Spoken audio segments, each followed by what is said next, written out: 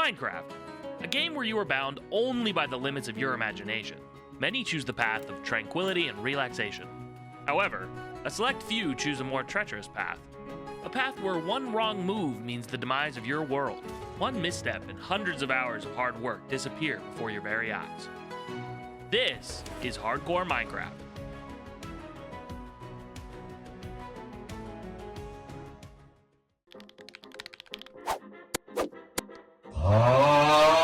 Day one of a new Minecraft world is pretty self-explanatory, so let's just get right to it.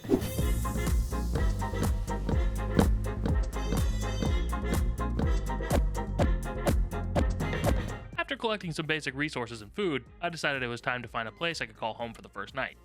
That's when I found this. So I decided to run over and introduce myself to my new friends. As soon as I arrived at my new home, I began borrowing some resources, and I stumbled upon this. After wandering around and checking out my new village, I decided this house was the one for me. I said hi to my new roommate and got to work making this place my own.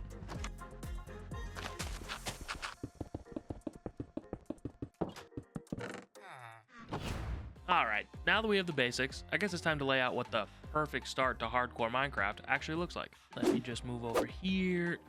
No. Over there. No. Over there! Bottom left, please. Thank you. Now, where was I? First, we're getting enchanted netherite, so hopefully I can live longer than half an episode. Next, we're fighting the dragon and doing some end city raiding. Your boy needs some wings ASAP. After that, we need to find somewhere more permanent than this village to call home. And once we do that, we'll find ourselves some totems of undying, and then we'll take on the wither and build a full beacon. Alright, let's do it!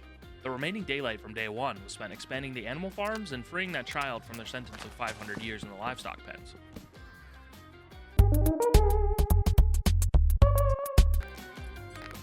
After that, I saved the villagers from their own stupidity and locked them away in their houses for all of eternity. With that out of the way, I broke into this guy's house, stole his bed, and headed into day two. Excuse me.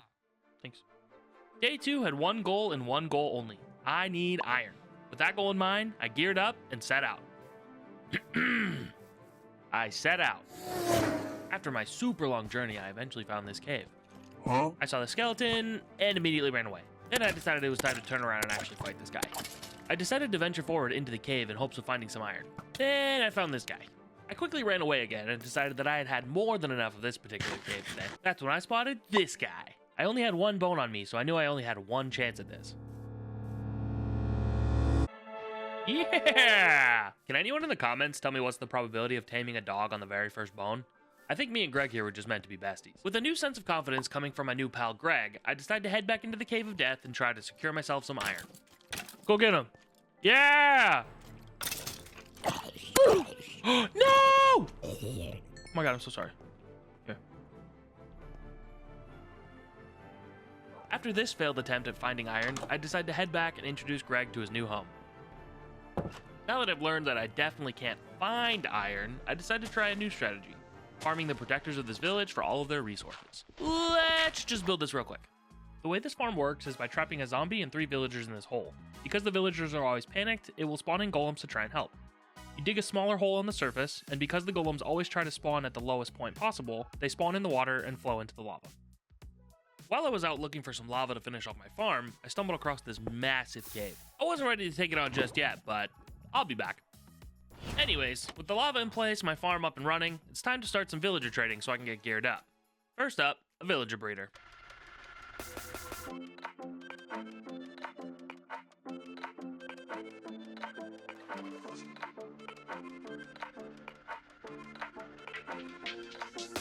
Alright, now that we have the villager breeder, let's make a temporary villager trading hall to make these trades easier. This thing really isn't that fancy, so let's just...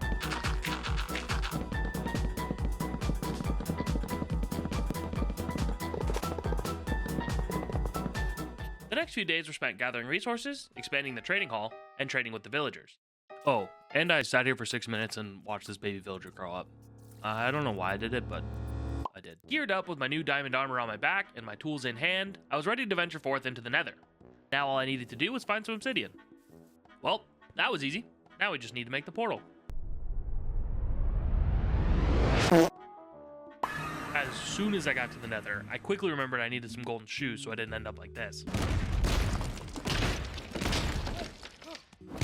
Once I got back to the nether with my new boots, I quickly found a bastion, killed a ghast, ran away from that bastion like a baby, killed another ghast, and then I finally found a fortress.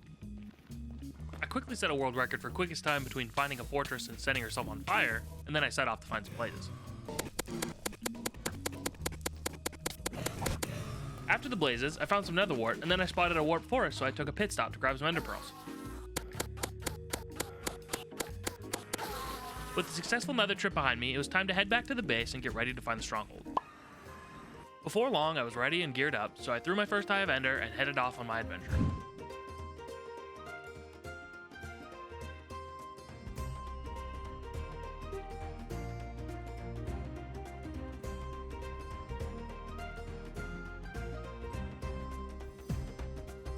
After following my pearls into the desert biome, they finally indicated that I was close to the stronghold. I dug around and explored these caves for what felt like hours, and then finally, just as I was beginning to lose hope, I found it. It only took me a few minutes to find the portal room, and then I was ready to use all of my Eyes of Ender and activate the portal to the end dimension. Oh yeah, did I mention that I used up all but one of my eyes to find this place? After a quick run for more eyes, I was finally ready to take on the... Debo! Wait, It's me, Greg. What is... Stop! No! Greg? What are you doing here? Don't you remember this? Huh? First, we're getting enchanted netherite, so hopefully I can live longer than half an episode. You told the people you were getting netherite first. Oh, right. 1 hour of bed mining later, I was ready to upgrade my new... What the heck is a smithing template?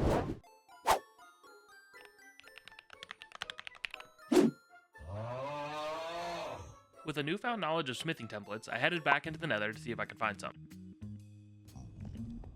Once I got back to the bastion, I decided to take out most of the brutes from afar and then try to find some chests. Somehow I managed to find a netherite upgrade template on my very first chest, so now that I had one that I could duplicate, I was ready to head back home. I duplicated some templates, upgraded my armor and sword, and headed back to the stronghold. After 40 long days, I was finally ready to face my biggest challenge yet. All of my hard work, all of my close encounters, could be for nothing if I lose.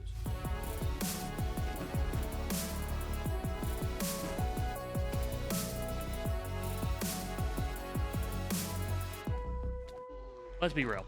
The dragon really isn't much of an accomplishment nowadays, but for me, this felt like the first real step into this series. Maybe that's dumb, but whatever. Let's just go find some wings.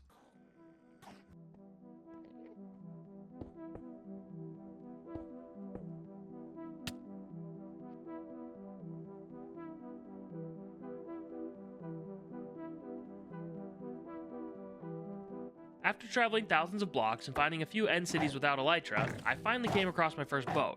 I made my way up and secured the first elytra of the series.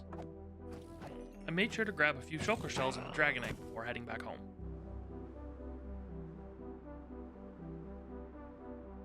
If I'm remembering correctly, next up on my list was to build a more permanent home.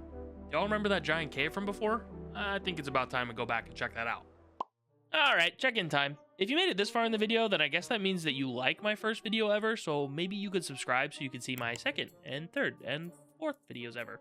Anyways, we're in the home stretch now. All we need to do is build a house and a raid farm and kill the wither and build a beacon. It's easy.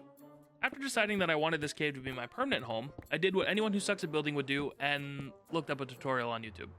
I found one that I liked by Blue Bits, so I gathered the materials and I got started.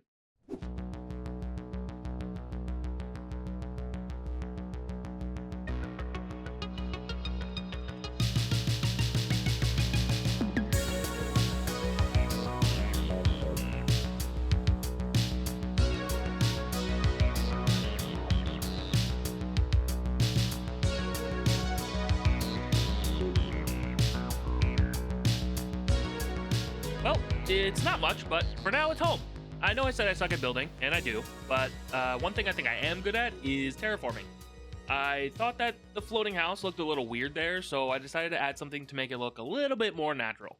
After moving in, it was time to get started on the raid farm. I found a pillager outpost while I was out gathering materials for the house, so I headed over that way and I got started. This farm is absolutely geared more towards the early game. It's nothing fancy, but honestly, I just needed a way to do a raid without dying. So for this one, you start by digging a hole in the ground. You use this villager to lure the raiders into that hole. You add some lava here to kill the ravagers, and the rest of the raiders fall into this dropper, which puts them on half a heart, and then they die in one hit. Now that the farm is finished, let's just make this area a bit nicer. That's better. To get this farm started, all you need to do is go get the bad omen effect, head back to the farm, and the raid will automatically trigger. Then, all you need to do is wait, and the pillagers will start flowing in. Right? Huh? Okay, pro tip, don't forget the water.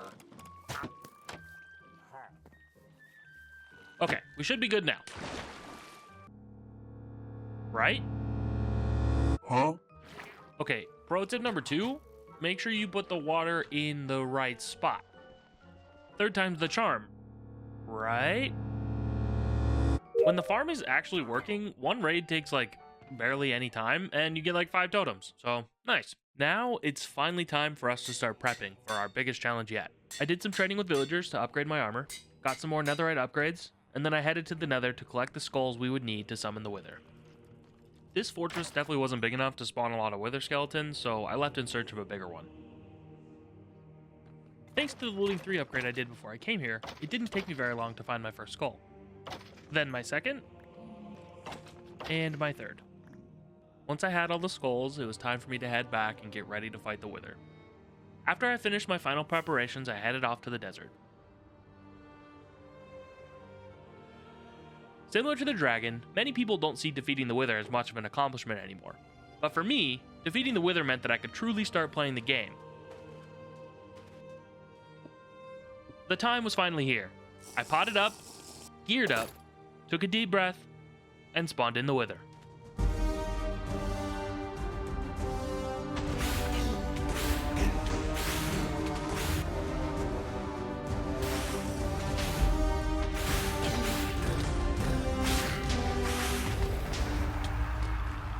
Now that the wither was officially vanquished, I only had one goal left before I could officially say this was my best start to hardcore Minecraft ever. I gathered everything I needed and got to work putting together my beacon.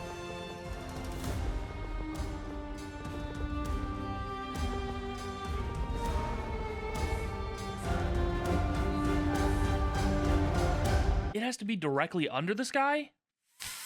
Let's try this again.